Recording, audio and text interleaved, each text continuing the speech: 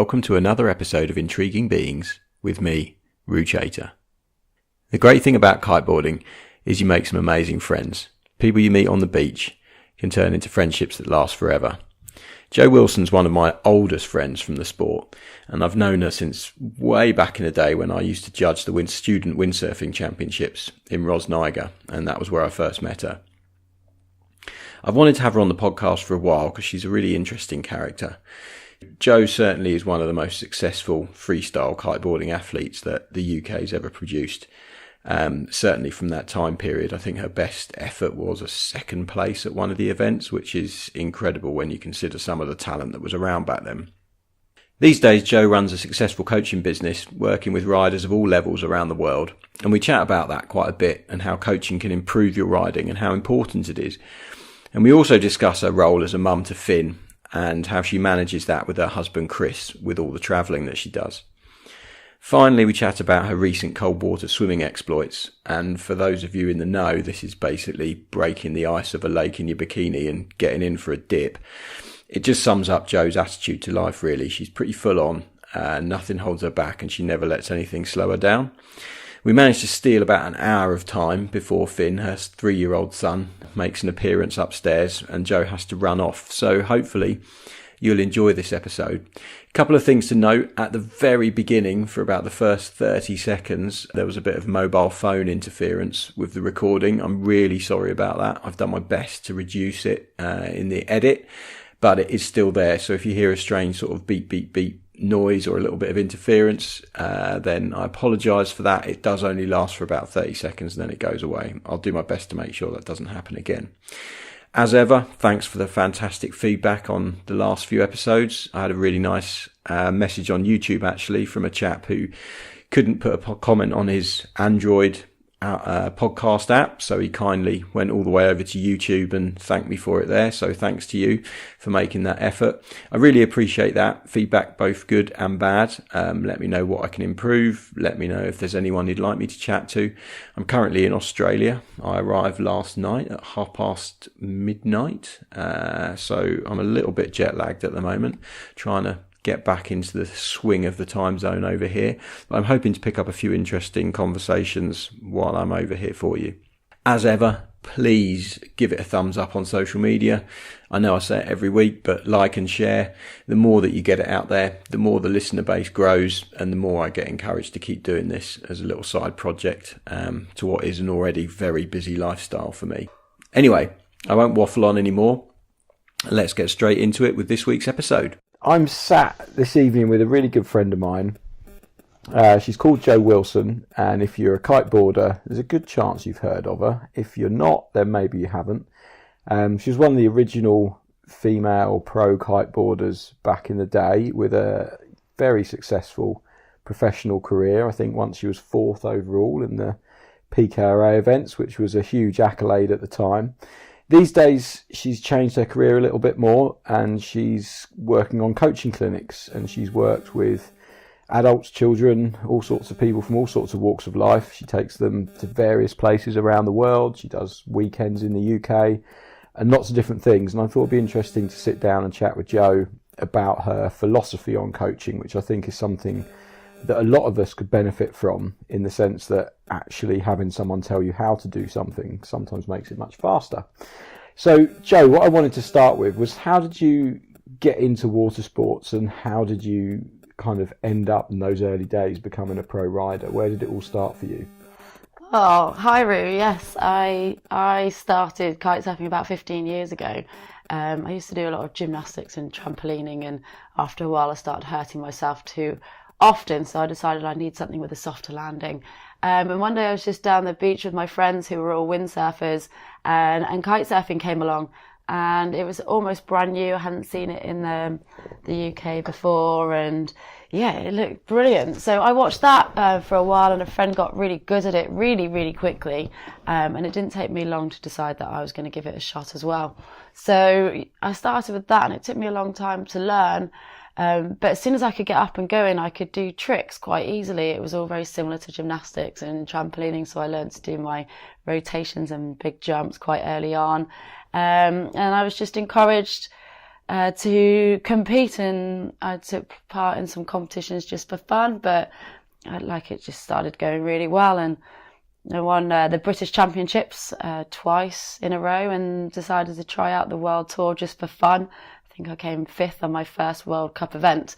Pretty good going. Yeah, it was. So I had some quite good encouragement along the way, and then it just got more serious without me even realising it. And before long, I was sponsored internationally by Nash initially, and then Duotone. And yeah, my best result overall for the year was 4th on the World Tour. And yeah, it was just good fun. So sort of my career kind of escalated without realising. And was that 2006? I think you were 4th overall. I seem to recall I picked up an old copy of Kitesurf magazine, which I was editing at the time, and there was a big double-page spread with a picture of you, and it was like, congratulations, Joe Wilson, 4th overall in the PKRA. Yes, that's right, yes. And you got a few podiums along the way, didn't you? What was your best result at an event? Oh, I did. I got quite a lot of podiums, so I was always sort of up there, scrabbling for the top place, and my best overall was 2nd. I was 1st in the single elimination round. I was doing really well, and I was thinking I would get my first ever on an event, but then Gisela Pulido came along, who's multiple world champion now, and she was about 14 at the time, and she totally kicked my ass. What was really painful is that I don't even think she was 14 actually, is when I was packing up at the end of the day, I walked up the road with my kit and my car, and out the corner of my eye I could see Gisela Pulido skipping with her friends. I was like, I can't believe it, she's the one that just beat me to the top spot. And she's just sat there skipping. Absolutely. Why are you not at school? Brilliant. And back then it was quite different, wasn't it? Because the PKRA was quite a well-established World Tour series, and there's been a lot of turbulence in recent years for the competition scene. How many events were you having to go to? Because were you travelling around the world quite a bit for that? Yeah, well, I was really lucky actually, because it was the World Tour in its heyday really, and it felt very successful. We had 10 events per year, and sometimes there'd be no more than 5 days between events. I'd be in Dominican Republic one day, have to fly straight over to Tarifa, and then compete 5 days later over there. So we were travelling what felt like all the time. I was barely home for less than a week, I think, at a time before I was going to the next place to train and compete. So it was quite a grueling schedule, actually. I always felt like I was kitesurfing to a red flag, green flag system. Never a lot of time to free ride and practice. But some of those events, so you're sort of 5 days between events. How did you logistically manage that? Because you were just travelling on your own, right? You didn't have anyone helping you or a team behind you or anything like that. It was just you have to get yourself to these events and sort all your own flights out and all that kind of stuff. Yeah, absolutely. Kitesurfing is such an independent sport, and certainly back then, and I think very much so still now, you on your own. I mean, I was sponsored by Nash International and Protest Boardwear, so I had some really good sponsors behind me, and they paid me enough money to be able to do the World Tour, albeit on a shoestring. But yeah, I'd have to book my own flights and all my own accommodation, and we could often get discounted, but we'd just do it as cheap as we could. And actually the flights were often not all that expensive. I remember being able to fly to Venezuela for 300 quid, which you could never get now. Yeah, and Brazil for a while. And my cheapest flight to Brazil once was £188 return. No way. Yeah, so I feel like back then we had good sponsorship. I had good sponsorship, and we could do it on a good budget. I think it would cost me about £10,000 to £12,000 for the year to do it. So all that was covered, but not much more. So it was okay. And how was the prize money back then? Was it kind of decent prize money, or was the sport still so new that there wasn't much cash sloshing about? No, it was okay, and they did I think, what did the girls get? Much less than the boys. I think top prize was something like $3,000 or euros, depending on what country you were in, and that went up to about 7th place. It was really frustrating when you were 7th or 8th and just didn't quite get anything. But I'd often come back with €250 or more from an event, and I think sometimes I'd come back with €1,000 from an event. Sometimes I'd get more than it cost me, but not very often. Yeah, so the peak was like, oh, I've actually made a profit. And the worst was like, oh, I've kind of eaten into the cost of the flight a little bit. Yeah, the girls were on, I think they got 18% of the prize money, the rest went to the guys. You mentioned something there that I hadn't thought about chatting to you about, but it seems like a good opportunity to ask you the question. There's a lot of talk these days about equal prize money for girls in sports. How do you feel about that as a concept?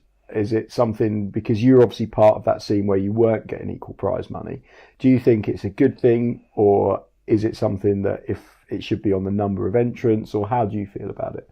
Oh yeah, it is an interesting one, isn't it? Probably quite controversial. Now, when I was competing, there were a lot less girls than there were guys. So I sort of understood that the girls wouldn't get as much prize money based on that, but percentage-wise, it didn't make sense at all. So it could have been much more 60-40 or something like that. But we were on 18%, and that's a lot less than it should have been. Yeah, it's not a lot, is it? It's No. a real tiny amount. Yeah, it was. And people might argue that the guys' level is much higher than the girls' level, and so that could be something to do with it. But the girls push the sport very hard and train as hard and have the same costs, and they do have a very good level as well. So yeah, it's a tough one. My take on it, I guess, and I might be controversial here and upset a few people, but I think it should be done on the number of entrants. So if you've got 10 guys entering and 3 girls entering, then that's your ratio from how hard it is for those 3 girls to get on the podium versus how hard it is for those 10 guys to get on the podium. If you've got 50 guys entering and 50 girls entering, then it's an equal split for the prize money, because it's just as hard for the girls as it is for the boys to get into that prize money slot.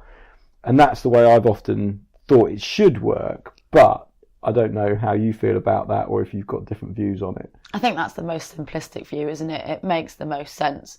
It just doesn't account for the fact that the guys and the girls have the same expenses and costs and all involved to do it.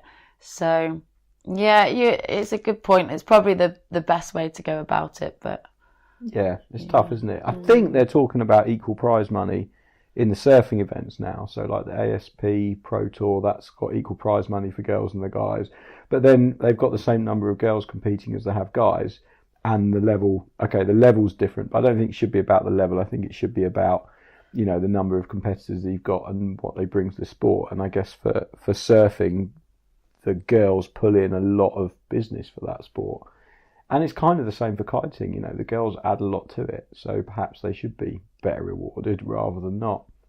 Yeah, well, it's true, isn't it? I mean, when you look to surfing, I'd say you look equally to the guys and the girls for the image that they create for it, and they both have equally as important roles to it. And I don't know, you could look to tennis as well, couldn't you? That's another sport. That's another one. I don't know what the Wimbledon money is. I'll have to look it up. Yeah, no, I have to check now. I remember sure it used to be equal. No. Maybe it is, maybe it isn't. I'm pretty sure it's not equal. So yeah, it's a tough one, isn't it? I digress massively. That wasn't something I was going to chat to you about at all, but since we came across it, I figured I'd ask the question.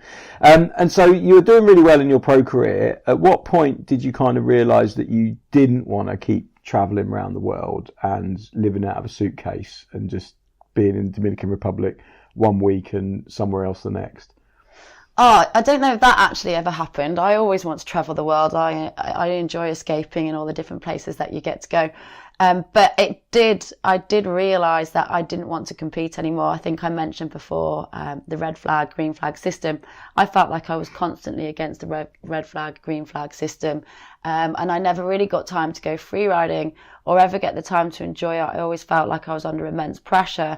All I wanted to be was world champion, and that was it. Nothing else was important. And not many people had support from coaches or people helping them. You might get some tips from some friends, but it was, you were just so alone. I felt it was a really hard thing to do, and psychologically I was affected massively as well. And something I know now is that if you don't believe in yourself, you're not going to get anywhere. You have to believe in yourself, because no one else is going to do that for you. I think that's really important to learn. And I feel like I was my own worst enemy in that, because I just wanted to be world champion.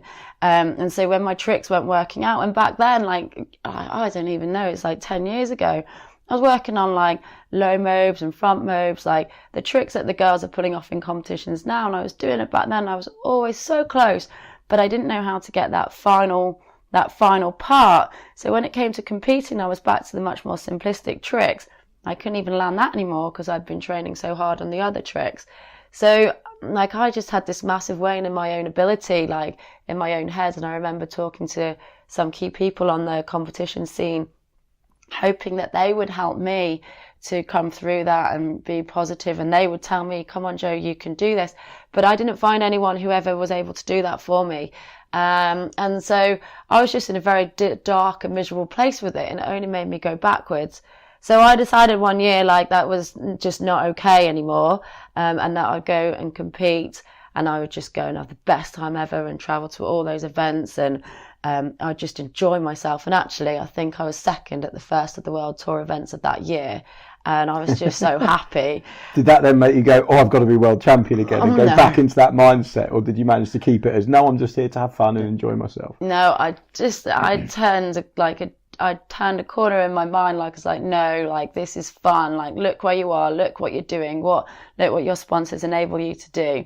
So I really didn't care. I just want to have a good time. And I did very well. I did get quite a few podium places, and I think I ended up 7th overall on the World Tour. But that was my last year, and at the end of that I was like, no, I'm finished now.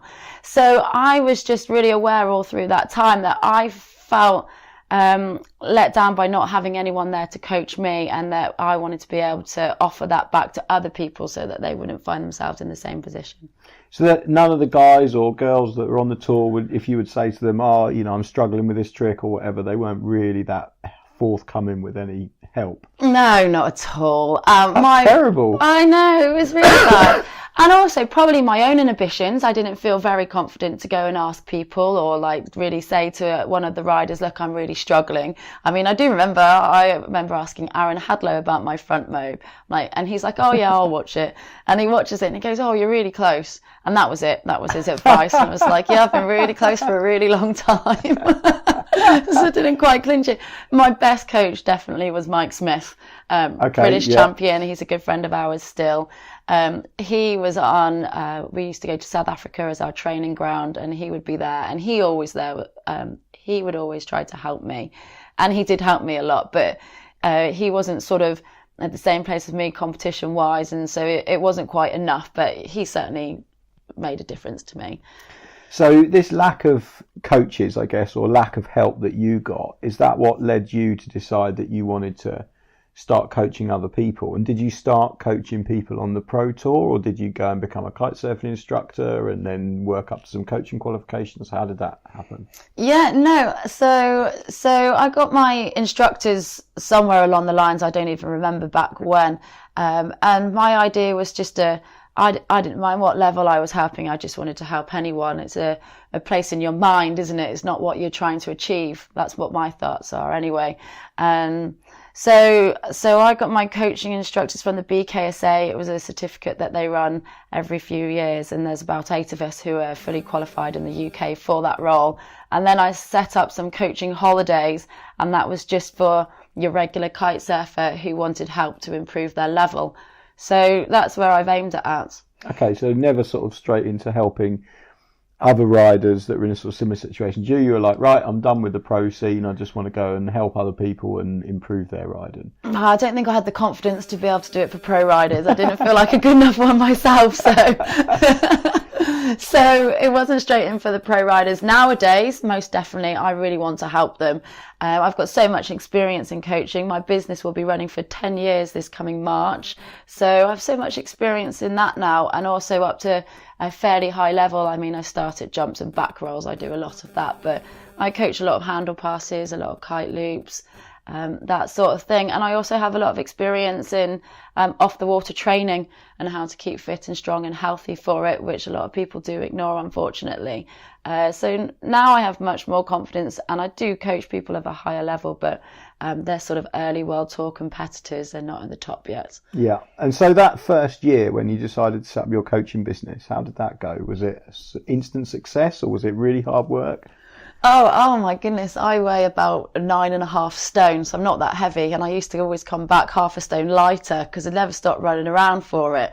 My first holidays, I feel sorry for the people that came on them. Where was your first holiday? Well, the first holiday was in my first holiday was in Cornwall. Okay.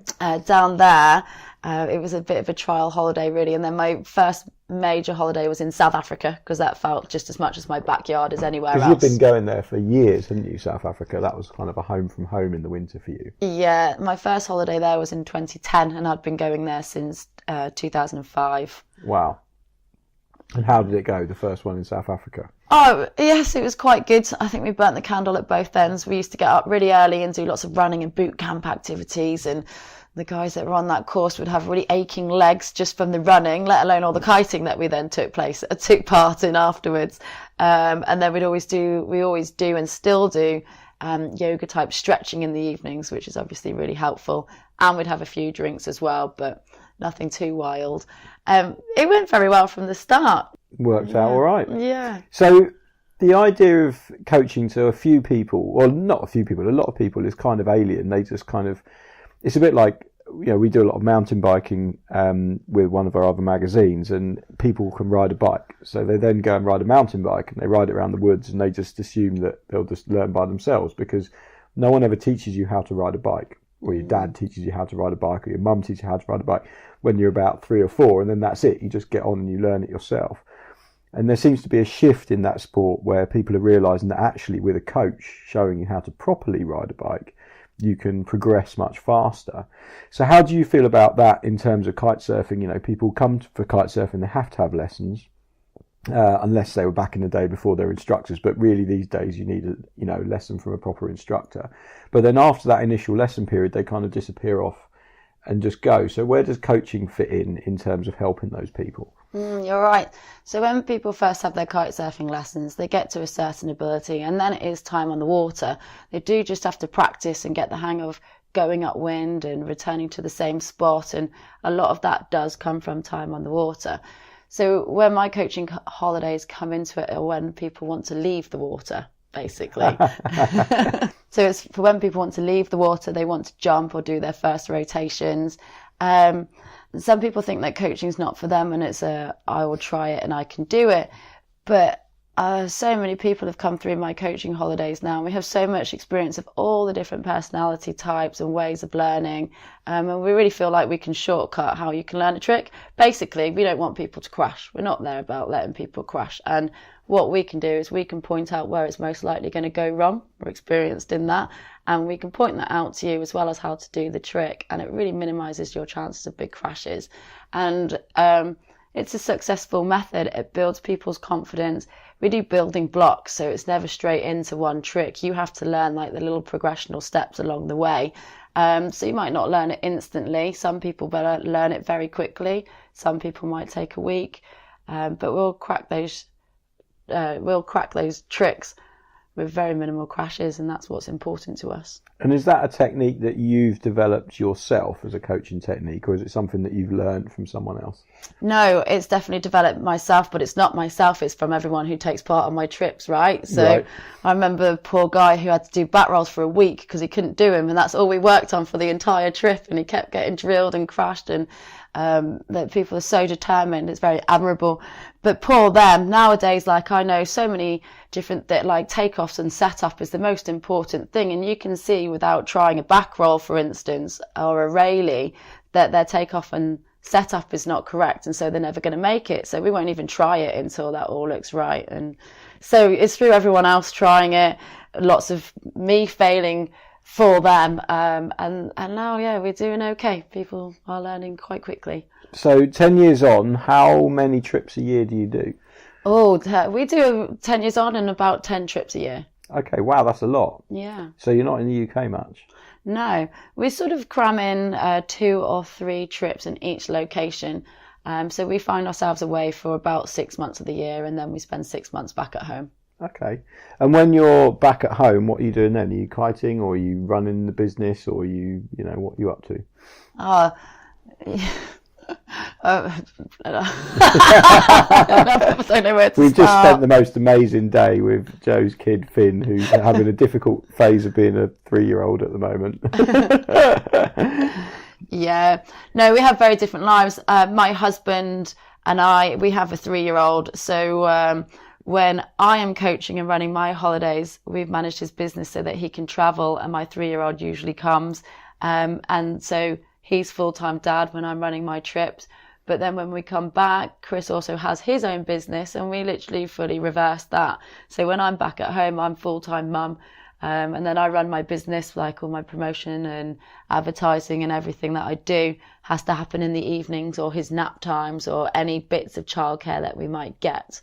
That must be incredibly hard. And I'm sure there'll be parents listening to this podcast. What's the most difficult thing about managing that, do you think? It's just massively hard, because I find that if you try to do work and look after a toddler, nothing goes well. You do a terrible job with your work and you do a terrible job with your toddler. So I feel like I've had to let that go, or I can let that go. And when I'm with Finn, I'm just 100% with Finn. I try not to use my phone. I try not to do anything with emails. So my brain is completely detached from work, and I have to do that because I have all these lingering things that I want to do and need to get on with. But then Finn doesn't have a good time of it. So the hardest thing is detaching yourself from one and then re-engaging yourself at another time. Sometimes as every parent will know, you're just so tired, they need you all the time. And you get to the end of the day and you've got a lot of things to then crack on with. So just with it, it's the same as everyone, isn't it? It's management. Yeah, time management, I guess. Yeah. That's what it comes down to. I think I'm really efficient at work when you do have that time. It's amazing what you can do in 2 hours once You're you've not had a sitting on child. Facebook or anything like that. You're like, right, straight into the emails, get the emails done. Straight into this, get that done. There's no procrastination. You've got time for it. I have an incredible app these days that does all my organisation for me. I try not to keep anything in my head anymore. I have to put everything down on paper. And that is something that I had to take a lot of getting used to, because I felt like I contained everything in my head before and everything was very ordered, how I did it all. It was all methodical. Methods out the window now. I just rely on my list, which I have to be careful of. And then I make sure I tick everything off the list, and that works for me. Perfect. I guess that's what it's all about, is management skills, isn't it, really? Not just managing your business and Chris's business, but managing Finn as well, making sure everything happens when it needs to happen. What would someone expect when they come on one of your coaching courses? Like, how does it run? What's the sort of, if I was booking in for a week, what would I be expecting to experience? Oh, you need to tell me that, don't you? I can tell you what they're going to get. Yeah, well, you tell me what they're going to get then. I'm coming. What am I going to get when I turn up on one of your courses? I have a range of different holidays. Like, we do Tyree in Scotland, and we do Egypt on the Red Sea, and we do Brazil safari. We have such a range of different types of trips. So some of them are real safari with a lot of different conditions where people would become a better overall kite surfer. We adapt every day. We adapt the tricks that you're working on each day according to the conditions. So often no 2 days can be the same. But then you might come to somewhere like Egypt, where we have the same conditions day out, day in and day out, and we call them the functional trips, where all you need to do is focus on your trick and how to improve it, and not all the conditions that are changing around you. So it depends on the type of person and what you want from a trip. If you just want massive adventure, you come to Brazil or Tyree. But if you want massive progress, you'll come to Dakar or Egypt. So what we do is we have a maximum of 12 people who can come on a trip, and we have 2 coaches, and then you are split into groups from there, where the ratio is no more than 1 coach to 3 people. And then we work towards your own individual goals, and it's very easy to do that with such small numbers. So you're never really pushed into something that's not right for you. You work on your own goals. That's quite good. And then you get a coaching session for about 3 hours, which in my 10 years of experience, that's enough for people. You can then free ride after that time, and people often do, but they don't want any more coaching in that day. Brain's overloaded. Her brain is overloaded, and it's tiring, right? Like, you go and ride for 3 hours trying a trick each time. It's much more exhausting than just riding for 3 hours and not really trying. We film a lot of it, so there's a lot of video feedback. We do a lot of stretching, because we kite every day for quite a long time. So everyone aches by day 3, everyone's aching a lot, but the stretching makes a big difference. And then we always have dinner together, and we create a real group vibe. Like, no one's to be left out. That's not okay. So we all form a kind of great, I always call them the crew. We are a crew. We hang out together, we do everything together, and we have a great time.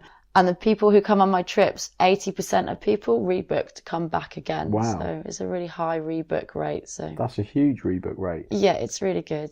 That's quite good. So after 10 years, you must have quite a big client book that you can kind of put a trip out there and know that you're going to hopefully sell it. I can call them up and tell them if I've got a trip coming up and I think it's right for them. Some people, I've seen them from not being able to jump, and now they're doing handle passes. And these are people in their 30s and 40s, because let's face it, coming on these coaching holidays, it's not the kids, they can all do it already, right? Yeah. It's like people who are in their 30s and 40s that work full-time jobs, they're really busy, they don't have time to think about what they're going to do on their kite surfing holiday, so they let me do that for them. And I just want them to have as good a time as possible where they ride as much as they can. What's the biggest nightmare you've had on a trip? There must have been some like incidents where it's all just gone horribly wrong. What's your biggest horror story? Let me think that you about can it. tell us. No, I'm going to think about it. Let me think about it. There are that many, you've got to choose one. They're all right on the whole.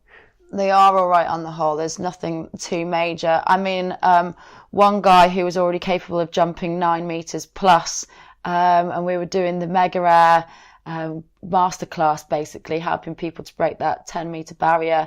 He had a slip out as he used a ramp to launch himself, shot up into the air, and he had a woo on. So we know he was at 9 meters.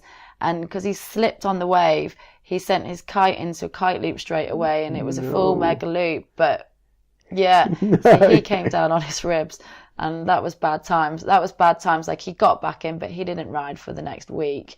And then he had to have a lot of treatment when he got back. We sent him to hospital and everything to check him out, and he was okay. But it was a tough crash.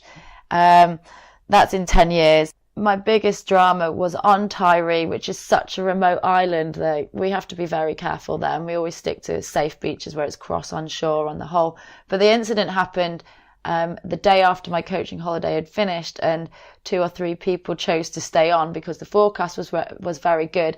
I was going out free riding at a cross offshore location with some decent waves, but it was pretty gusty. It's cross offshore. The wind's coming over a headland.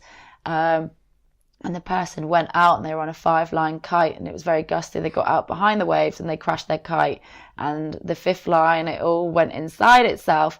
And it could have relaunched, but she panicked and hit the quick release, and she was in a real panic. So we were riding with her, trying to calm her down to begin with, and then it was about dragging her in, and it was a team effort. Helen Thompson was involved. She lives over there.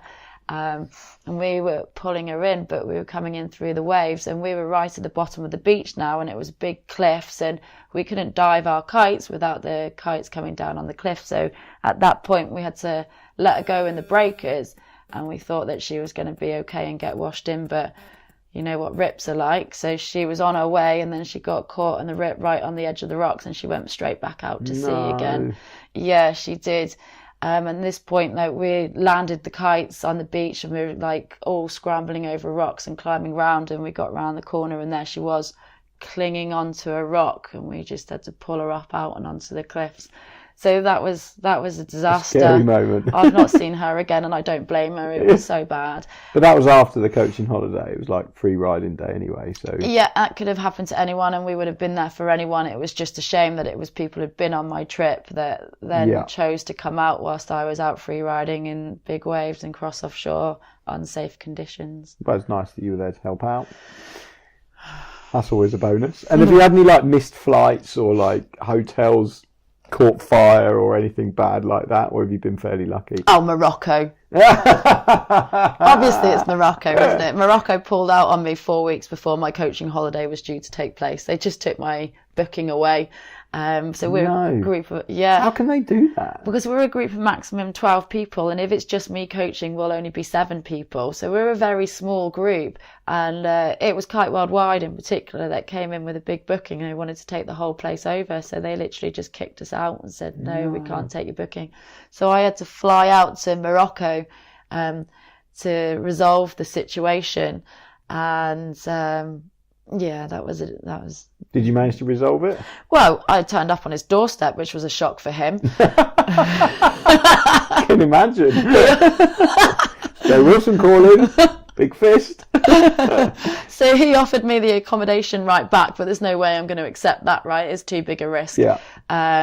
So in the end, we found a more well-known, well-established company. We booked with them. Like, the reliability is the most important thing. We try to keep it as unique as possible, but we can't take those kinds of risks. Yeah, that's got to be the toughest thing, I guess, because you're organising a trip, you're getting a bunch of people to commit some time, which everybody is time poor, and then you're relying on your partners to then deliver that. I guess over the 10 years, you've developed some really good partners that you work with. And I know we were talking the other day, and you said, like, Brazil's so good because you know everyone so well and it all just runs so smoothly. How important are those partnerships to you and your business? Oh, massively so. So 10 years down the line, and I have now established some relationships that it took me a long time to really trust in them, because dealing with Egyptian people, I'm not sure, but they're very reliable and trustworthy people. And in Brazil, foreign language, like we have very small companies that we're dealing with for transfers, say, or... So there's so many places where these things can fall apart, and do from time to time. But I have so many connections in these places now, or people who I know I can trust that fix problems. And that's just come from time. And so I'm very lucky now. I have some good people behind me. And the other thing I wanted to chat to you about, because obviously you've got Finn, who's awesome, although a little bit grumpy at the moment, but that's fine. He's only young. You just recently did a trip to Tyree, which was a family coaching holiday. What's the concept behind that, and why did you decide to do family coaching holidays? Oh, right. So Chris and I don't get to kite half as much as we used to, which sucks. And so I know that all the parents of the world who kite surf also struggle from the same thing. So we decided to set up family kite surfing holidays so we could all go away and be together at the same time, and share the fun and frustrations that come in that path. So we literally run these family-friendly holidays now where up to 4 families can come to one location. We all have separate accommodations because we all need our own private space. And what I do is I run 2 coaching sessions per day. We communicate via WhatsApp the night before so that the communication gets out early and we don't deviate from plans, to make it very simple. And I run coaching in the morning for the mums and coaching in the afternoon for the dads, or they can swap if they want. You know, there's no strict rules on it. It's just ensuring that each person gets a session. And then on top of that, everyone has children. So there's always one parent on the beach and 1 or 2 children, however many they're bringing. And they all just play around on the beaches together. And the trips that we've run so far have been so successful. I can't believe it. None of our children would quite happily be outside in the rain in Scotland for 8 hours a day whilst one parent goes kite surfing. That's just unheard of. But put them all together, put them in the right layers, and give them some bikes and some sandcastles to build. Oh my goodness, they outlast all of us. They literally outlast all of us. The best thing about the family-friendly holidays is that those children are having the time of their lives, and we get to unselfishly kite surf because that's what's enabled the kids to do it. Unbelievable. That's fantastic. So you're running more of those? Yeah, absolutely. So Tyree in Scotland's not everyone's first choice of holiday, so we thought we'd better go to some warmer climates as well. So our next one that we're doing is in Sicily, where we've got a flat, shallow lagoon, and it's warm weather. Basically, the wind generally blows in the afternoon, which leaves family time in the morning, and we start coaching from 12 noon and finish around 8 p.m. at night to make sure that everyone still gets time on the water. And the kids just love it. They razz around on their bikes out there too. Awesome. And I know we mentioned it a bit before, but a lot of people, I don't need coaching. I'm really good at kite surfing and stuff like that. What would you say to that kind of person, that kind of whatever sport they're in, that thinks that they don't need it, how can a coach make a difference to their achievement levels within that sport? Oh, right. Well, a coach can absolutely make a difference to their achievement levels as long as you can get them involved, right? So people think that they can learn a lot by themselves, but you always get stuck along the way, and there are faster methods of doing it. At some point, someone's going to get stuck and you're going to be on a plateau, and we can help with that. And what I would say to them is come and try a trip, because we have all personality types, and my absolute favourite are the toughest personalities. The ones that you're like, how am I going to crack this person? How can I show them like it's my own personal mission? And we always do, because like we're so experienced in it. I've been kite surfing since its infancy, and I've been coaching people, and so many people. I've met everyone in every walk of life. That's the joy of it. And you have to try it, because we can 100% help. So that's all I can say about that, right? Like anyone who, like, you're just daft if you don't think you need coaching, because everyone needs coaching, however good you are. Doesn't matter how good you are. Someone can always give you a tip if they're better than you, or they know how to do that one trick. Yeah, absolutely. People will write to me, and I completely respect this, and they say, I'm at this level with my sport, I would like some help, but I don't know if you're the one to help me, because one, I'm a girl, so a lot of people are a bit concerned about that, and two, people are concerned that maybe my level is not high enough to help that. So if someone's level is a little bit higher than mine, I'm always honest, and I will tell them. And then what we do more of, if I don't know how to tell them the answer right away, we'll video them more. And when we do video comparisons and analysis and help with that. If their level is far beyond me, so people at the moment ask me about strapless freestyle. Well, I'm terrible at strapless freestyle, and I just tell them, I'm like, don't come to me, go somewhere else. So I'd be totally honest about it, and then they can decide from my answer whether they should come on a trip or not. But I have a high level of coaching the person who works for me. He's the current British champion, so he can do mega loops, and he can do any handle pass. He can do handle pass 7. So if you're doing tricks like that, then we can still help you. If that's George Dufty, right? That's right, yeah. And he comes on your coaching trips, and he's like the expert advice, I guess. He's my second coach, basically. So he will be as much leading a coaching session as I will be. Quite often what we do is we do groups of 5, and we both coach together. So we're always there with each other, and working on things. Yeah, and I think basically where my holidays are different from other people's, or what stops someone from just running a coaching holiday, is that mine are so structured. So where George is massively more technically minded than I am, like he'll admit it himself to begin with, he just comes out with a whole load of verbal words that mean nothing to anyone else. They're not related to what they can do. Or now he is so good at relating it to who he is with. So it's just something that he's learned along the way. But we structure it, we keep everything so simple, because there's only one thing you can remember at one time, right? I can only remember one thing. So we keep it all so simple. But yeah, he allows us to be teaching much higher level of tricks as well, and gives me more confidence with that side of things. And for a while you ran some youth coaching clinics and things like that. What was behind that, and what's the story with those at the moment? Like, where are you on that journey? Yes, I did. It's always something that I've wanted to do, is the youth coaching side of things, and always been a bit nervous about children not being able to make their own decisions, and that I had to make those decisions for them, whilst adults are quite capable of making their own decisions. So that's what's always made me nervous in the past. So it took me a while to set it all up, but after a while I was like, that's what I'd like to be doing now. So I established a youth program which ran for 4 years, and there were quite a few children between the ages of 11 to 16 who would come on that. And if I'm honest, like the main part that I'm concerned about is injury within the sport. I'm sure you're all aware of the amount of knees that go, and the Meccano sets that are underwater of all such young people, and it just breaks my heart to think that kids are going to go and do that to themselves. So I literally set it up to not only help them with knowledge about sponsorship and how to be a professional rider and how to learn new tricks. It was about the fitness off the water and nutrition and how to keep your body strong and capable for when you do go on the water. We talked about that a little bit the other day just when we were chatting, so let's expand on that a little bit. What you're talking about is injuries within the sport. How would you say that someone should be training to do the sport, or how would they prevent those injuries? What techniques have you got, or what recommendations have you got for how they can prevent those injuries? Oh, well, I don't, like, you want to prevent these injuries, and you can't prevent everything, right, but you can do your best.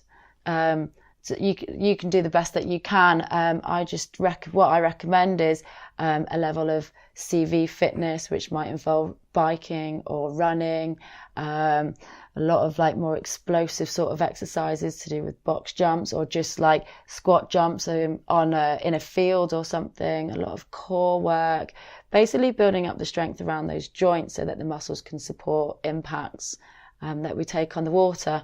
And in addition to that, the stretching that goes with it to keep our bodies supple. And younger people think that they don't need it, and they certainly don't need it as much as we need it, or seemingly so. But you could ask, there's many 17, 18-year-old who's out there competing at a good level, and their bodies are so screwed. They've got such back problems or elbow problems or shoulder problems, and they might be lucky enough to not have blown out a knee or something yet, but yeah, they all need it. You've managed to not do any knee injuries, but you did break your foot. But Yes. That was more of a accident rather than a repetitive injury from just slamming boards down hard, right? Yeah, I've had many minor injuries over time. You can't not, can you? So it's not saying that we can stop everything, but you can certainly build your strength. And ever since I started, well, I've always been sporty, so I've always trained off the water anyway. I've always trained to be strong and fit and be able to handle when impacts do come along. So I have been lucky. I've never done anything major, and I'm holding onto a wooden table as I say that, because I'm sure I have one in the post. But I could take an injury now, and at least I could say I did my best to not get it. And that's what's important, I think. So you did everything to try and prevent it rather than just walking blindly into it. Yeah, absolutely. And for those people who are competing or aiming to compete at a high level, I'm sure they say this to themselves, and I certainly said it to myself. I'd rather take the injury than not try.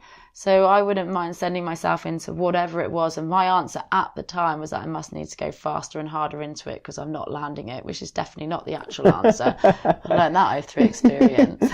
I guess it's tough, for young kids. They're so, they just want to kite. They don't want to be doing stretching before they go on the water or a warm up or anything. They're just so excited to get out there. Yeah. So I guess it's changing that mindset and making them realise that, if they want to be doing this when they're 35, 40, they need to be thinking about their bodies in a more long-term way.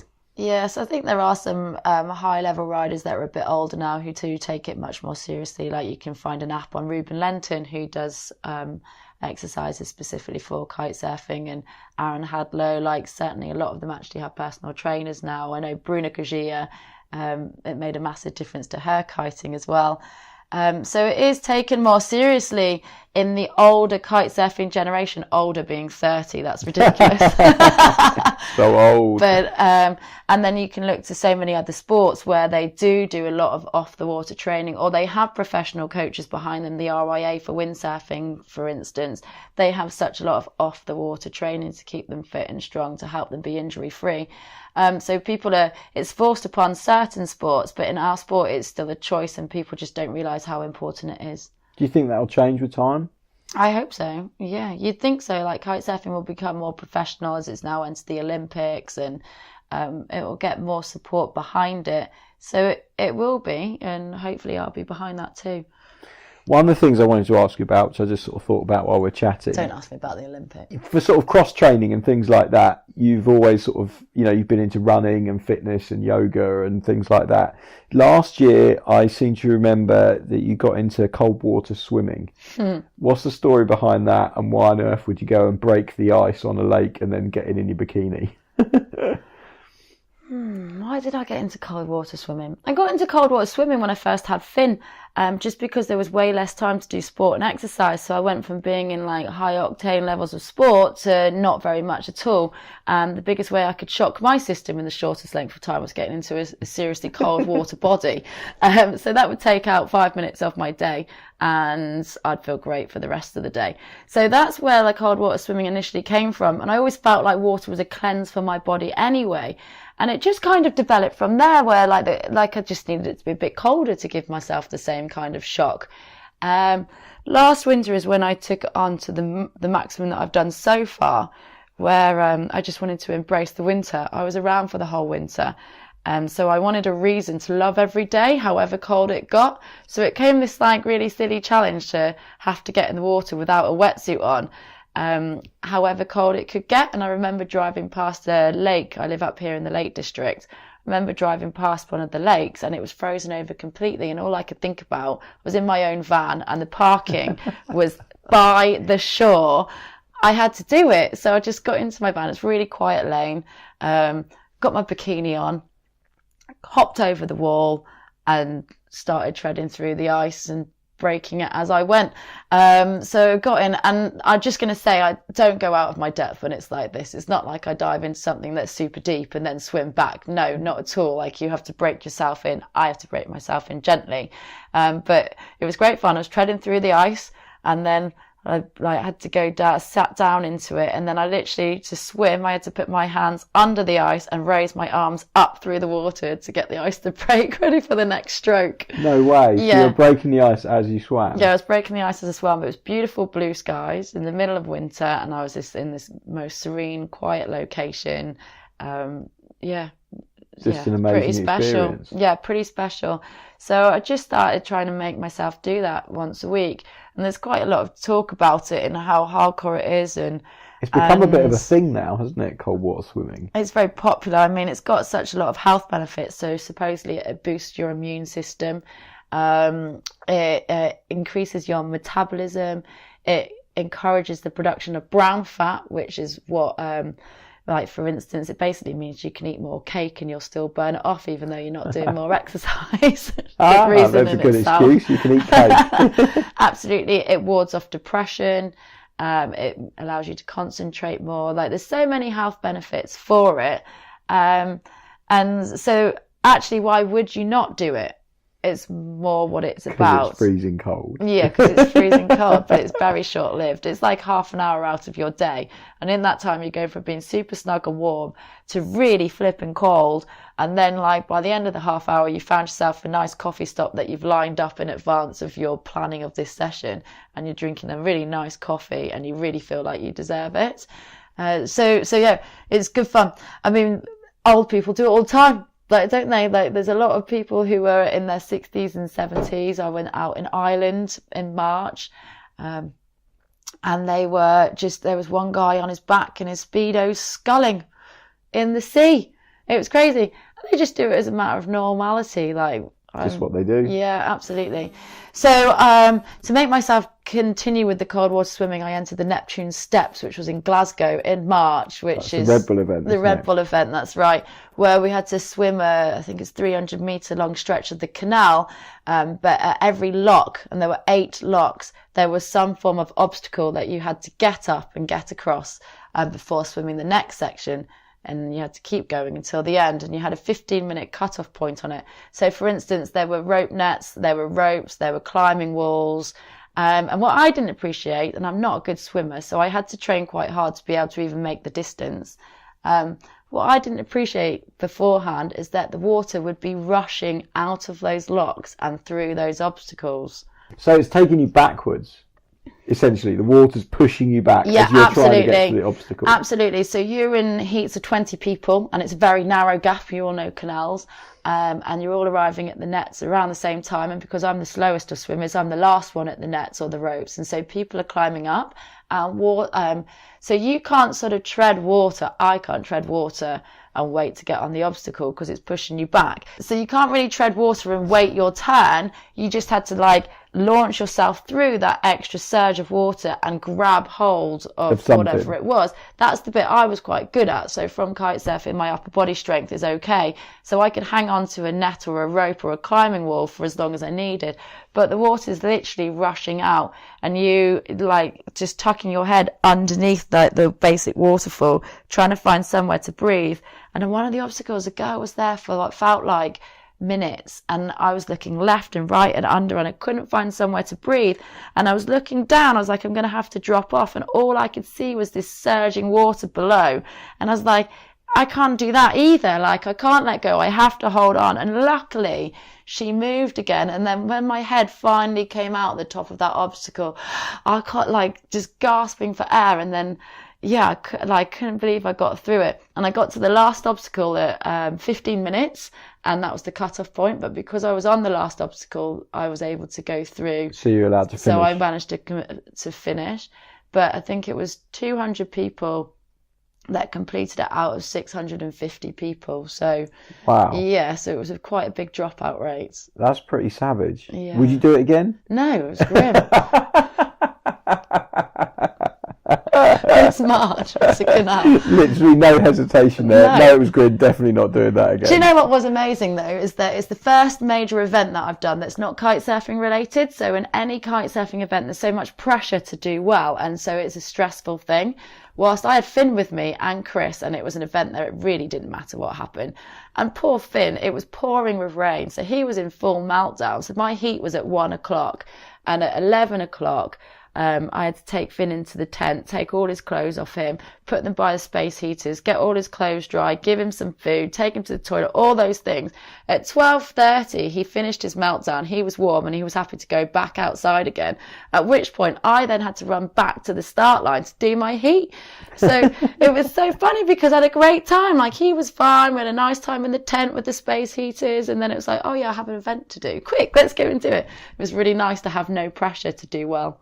Do you think you're going to get into some other sort of sports competitively? Because you've always had a very competitive nature, which is why you did so well, you know, at kiteboarding. Have you still got that competitive drive, or do you just think it's gone a little bit as you've got older? Or yeah, I don't know. I definitely have a competitive drive, but it just doesn't come out as frequently anymore. Like, I'm quite happy for people to do well, and I don't really feel anything about that anymore. Whilst I did struggle with that for a long time. But then you're like, I don't know, suddenly something will come over me, and some people I knew from the past are turning up at a beach, and I really don't want to see them. All I want to do is ride, and then I go out and ride, and I really feel the need to throw down some tricks. So I definitely still have that so you're competing even though there's no competition. Yeah, absolutely.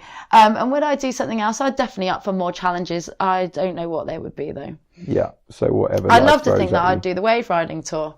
Really? Yeah, I'd love to think I'd do that. I love wave riding as well as my freestyle. I don't want to compete in freestyle anymore. But the wave riding side of it, I'd like to think that I could do in the future. Be something to work on. I think that's your swan song. That is my swan song. I'm going to have to go. I go. can hear Finn saying something upstairs. It's time for Mummy Jo to go and look after him. Jo, that was really good fun. I enjoyed that. Yeah, Thank you. too. Me too. Thanks for asking that all was the good. questions. I can't believe we managed to get that much time. Quiet. Quick, unclip your thing. Go. I'm going to go. Make sure you unclip it before you run off. Brilliant. There we have it. I think that's the first time that the podcast has been ended by a 3-year-old. Jo was fantastic and ran off to settle Finn as he was going to bed. And I'd like to thank her very much for the time that she gave me, and also for putting me up for a few days up in Kendal. It was great to catch up and hang out with you and the family. Next week, I've got a few podcasts that I've recorded. I haven't decided which one I'm going to do yet, so let's keep it as a surprise. I've got a busy week this week, off to the Western Australia Tech Fest on Rhosneigr Island.